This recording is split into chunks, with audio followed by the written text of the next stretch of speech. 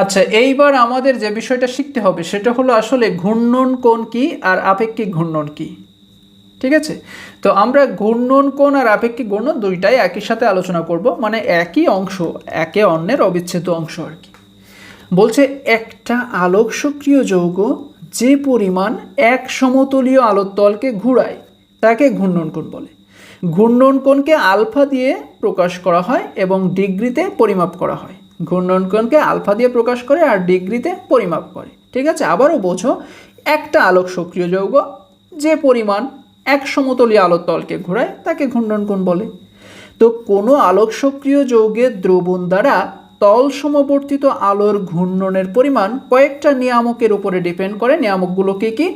দ্রবণের ঘনমাত্রা সি, নমুনা নলের দৈর্ঘ্য এল, আপতিত বা এক সমতলীয় আলোর তরঙ্গ দৈর্ঘ্য এবং তাপমাত্রা। এই চারটা হচ্ছে প্রধান নিয়ামক যাদের উপরে আলোক সক্রিয় যৌগের দ্রবণ তল সমবর্তিত আলোক সক্রিয় যৌগের দ্রবণ দ্বারা তল সমবর্তিত আলোর ঘূর্ণনের পরিমাণ ডিপেন্ড করে এই চারটা নিয়ামকের উপরে। ঠিক আছে, তো দ্রবণের ঘনমাত্রা সিকে গ্রাম পার মিলিলিটারে প্রকাশ করে, এটা মনে রাখবা।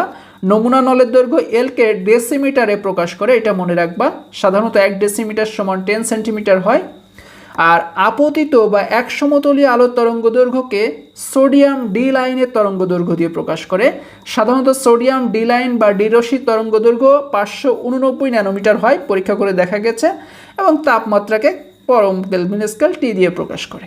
ওকে, তো এই চারটা নিয়ামক তো আমরা ভালোই দেখলাম যে কোনটাকে কি দিয়ে প্রকাশ করা হয়। এই চারটা নিয়ামকের উপরে ডিপেন্ড করে কি? কোনো আলোক সক্রিয় যৌগের দ্রবণ দ্বারা তল সমবর্তিত আলোর ঘূর্ণনের পরিমাণ এই চারটা নিয়ামকের উপরে ডিপেন্ড করে। তাহলে কি আমরা চোখ বন্ধ করে বলতে পারি না যে আলোক সক্রিয় যৌগের ঘূর্ণন কোণ দ্রবণের ঘনমাত্রা আর নমুনা নলের দৈর্ঘ্যের সমানুপাতিক? ঠিক আছে, আলোক সক্রিয় যৌগের ঘূর্ণন কোণ কিসের সমানুপাতিক? দ্রবণের ঘনমাত্রা আর নমুনা নলের দৈর্ঘ্যের গুণফলের সমানুপাতিক। তাহলে লেখো ঘূর্ণন কোণ সমানুপাতিক দ্রবণের ঘনমাত্রা সি গুণ নমুনা নলের দৈর্ঘ্য এল। এই যে ঘূর্ণন কোণ সমানুপাতিক নমুনা নলের দৈর্ঘ্য এল গুণ ঘনমাত্রা সি। এবার এই সমানুপাতিকটাকে উঠিয়ে দাও, এই ধ্রুবকটাকে উঠিয়ে দাও, তাহলে কি হবে? ইকুয়াল মানে সমান দিব, আর সাথে আমাদের একটা ধ্রুবক লাগবে না, সেই অংশটাকে আমরা থার্ড ব্র্যাকেট অফ সমানুপাতিক, মানে এটাকে আলফা বলবো, থার্ড ব্র্যাকেট অফ আলফা দিয়ে লিখব। ঠিক আছে, মানে এই ধ্রুবকটাকে ওঠানোর জন্য আমরা equal third bracket of alpha এখানে ব্যবহার করি। এই থার্ড ব্র্যাকেট অফ আলফাকে কি বলে? এইটাকেই বলে আমাদের সেই কাঙ্ক্ষিত আপেক্ষিক ঘূর্ণন বা আপেক্ষিক আবর্তন, যেটা ডিগ্রিতে মাপা হয়। ক্লিয়ার? তাহলে আপেক্ষিক আবর্তনের সংজ্ঞা কি আমরা এবার পেয়ে যাচ্ছি? এইটাকে এবার আমাদের প্রয়োজন, মানে এইটা দিয়েই আমরা আপেক্ষিক ঘূর্ণনের সংজ্ঞা বানাবো। তার জন্য এইটাকে বাম পাশে আনো আর এই আলফাকে ডান পাশে নাও। তাহলে এই আপেক্ষিক ঘূর্ণনকে বাম পাশে নিয়ে আসো আর আলফাকে ডান পাশে নাও। ঠিক আছে, রোটেট করে দাও। তাহলে কি হবে দেখো, আমরা যখন এই অংশটা থেকে আলফা রেখে এল গুণ সিকে এই অংশে পাঠিয়ে দিব, তখন এল গুণ সি এর সাথে ভাগ হয়ে যাবে। তাহলে দেখো তো এবার আমরা একটা আপেক্ষিক ঘূর্ণনের সমীকরণ পাচ্ছি, মানে এইখান থেকে আমরা সংজ্ঞা বানাতে পারবো না। তার আগে একটু মানে তোমাদেরকে একটু কাস্টমাইজ করতে হবে। এই আপেক্ষিক ঘূর্ণনকে আমরা আরও একভাবে প্রকাশ করতে পারি। এর সুপারস্ক্রিপ্টটিকে হিসেবে আমরা তাপমাত্রা বসাতে পারি, আর সাবস্ক্রিপ্টটিকে আমরা সোডিয়াম ডি রশ্মির তরঙ্গ দৈর্ঘ্য বসাতে পারি। বুঝতে পারো নি বিষয়টা, তাই না? এই আপেক্ষিক ঘূর্ণন বা আপেক্ষিক আবর্তনের সুপারস্ক্রিপ্ট বা পাওয়ার ঘাত হিসেবে আমরা তাপমাত্রাকে লিখতে পারি, আর এর সাবস্ক্রিপ্ট মানে নিচের ঘাত হিসেবে আমরা সোডিয়াম ডি রশ্মির তরঙ্গ দৈর্ঘ্যটা লিখতে পারি। আর এই আলফাটা কি? এই আলফা হচ্ছে ঘূর্ণন কোণ, যাকে আমরা আলফা অবজারভেশন দিয়ে প্রকাশ করি, মানে পর্যবেক্ষিত। অবজারভেশন অর্থ হলো পর্যবেক্ষিত ঘূর্ণন কোণ। নিচে এল গুণ সি যেভাবে ছিল সেভাবেই আছে। তাহলে এইবার আমরা একটা আপেক্ষিক ঘূর্ণনের কাঙ্ক্ষিত সংজ্ঞা পেয়ে যাব। সেই সংজ্ঞাটা কি? 1 ডেসিমিটার বা 10 সেন্টিমিটার। ওই যে আমরা শুরুতে দেখেছিলাম 1 ডেসিমিটার ইকুয়াল টু 10 সেন্টিমিটার। তাহলে আমরা বলতে পারি 1 ডেসিমিটার বা 10 সেন্টিমিটার নমুনা নলে রক্ষিত কোনো আলোক সক্রিয় যৌগের 1 গ্রাম পার মিলিলিটার ঘনমাত্রা দ্রবণের মধ্য দিয়ে তল সমবর্তিত আলো অতিক্রান্ত করলে ডিগ্রিতে পরিমাপকৃত যে পরিমাণ ঘূর্ণন পরিলক্ষিত হয় তাকে আপেক্ষিক ঘূর্ণন বলে। এই সংজ্ঞাটা কিন্তু আমরা এখান থেকে নিচ্ছি, একটু ভালো করে দেখো। এল কি? নমুনা নলের দৈর্ঘ্য, সি কি? ঘনমাত্রা। দেখো তো এই দুইটা বিষয় সংজ্ঞাতে আছে কিনা। এই যে 1 গ্রাম পার মিলিলিটার ঘনমাত্রা দ্রবণের মধ্য দিয়ে নমুনা নলে রক্ষিত, দেখো তো দুইটা কথায় আছে কিনা। এই এল কি নমুনা নলের দৈর্ঘ্য, এই যে 1 ডেসিমিটার বা 10 সেন্টিমিটার নমুনা নলে রক্ষিত, এটা এল এর অংশ। সি কি ঘনমাত্রা, এই যে আলোক সক্রিয় যৌগের 1 গ্রাম পার মিলিলিটার ঘনমাত্রা। দেখো তো নমুনা নলের রক্ষিত আর নমুনা নলের দৈর্ঘ্য আর ঘনমাত্রা দুইটা বিষয় এখানে ছিল কিনা। ওকে, এর মধ্য দিয়ে তল সমবর্তিত আলো অতিক্রান্ত করলে ডিগ্রিতে পরিমাপকৃত যে ঘূর্ণন পাওয়া যায় তাকে আপেক্ষিক ঘূর্ণন বলে। এই যে সেই ঘূর্ণনটা, তাহলে তো আমরা এখান থেকেই নিচ্ছি যে আপেক্ষিক ঘূর্ণন ইকুয়াল টু পর্যবেক্ষিত ঘূর্ণন কোণ বাই নমুনা নলের দৈর্ঘ্য গুণ ঘনমাত্রা।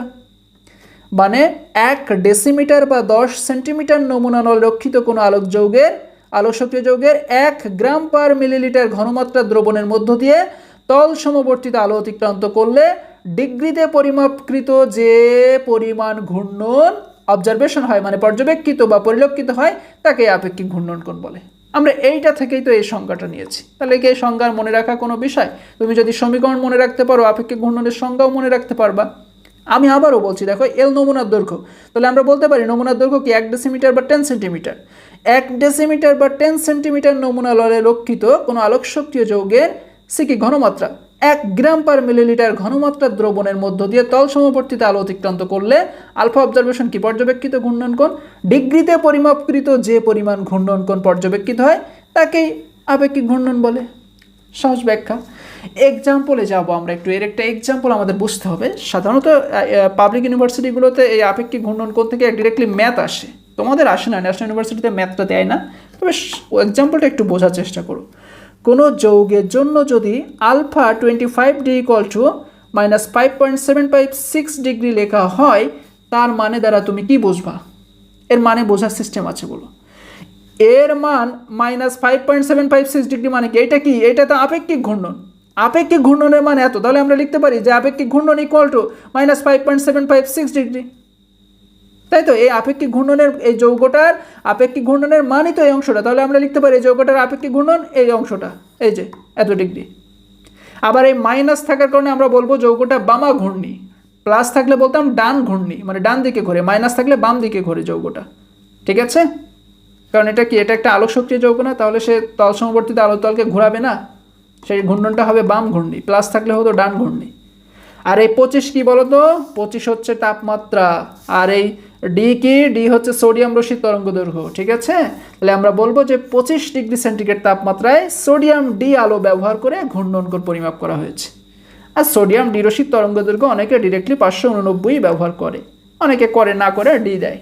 ডি আর 589 একই কথা, ডি এর মানটাই হচ্ছে 589। ডি কি? ডি হচ্ছে সোডিয়াম রশ্মির তরঙ্গ দৈর্ঘ্য। তাহলে আশা করি যদি তোমাদের এক্সামে আসে যে কোনো যৌগের জন্য এইটা ইকুয়াল টু এত, এর অর্থ দিয়ে কি বোঝা যায়, তাহলে ওই যে সিম্পল কথা, এই যৌগের আপেক্ষিক ঘূর্ণনের মান এত, মাইনাস দিয়ে বোঝা যায় যৌগটি বামা ঘূর্ণি, 25 দিয়ে বোঝা যায় যৌগটি 25 ডিগ্রি সেন্টিগ্রেড তাপমাত্রায় ডি আলো ব্যবহার করে ঘূর্ণন কোণ মাপা হয়েছে। ক্লিয়ার? তাহলে আশা করি তোমাদের আপেক্ষিক ঘূর্ণনে বইয়ে যে অনেক জটিল ভাষায় লেখা আছে সেটা বুঝতে তোমাদের আর কোনো প্রবলেম থাকার কথা না। আমি অনেক ভেঙে ভেঙে তোমাদের আলোচনা করলাম। তো চলো আমরা এখন দেখি আমাদের নেক্সট টপিকস কি বলছে।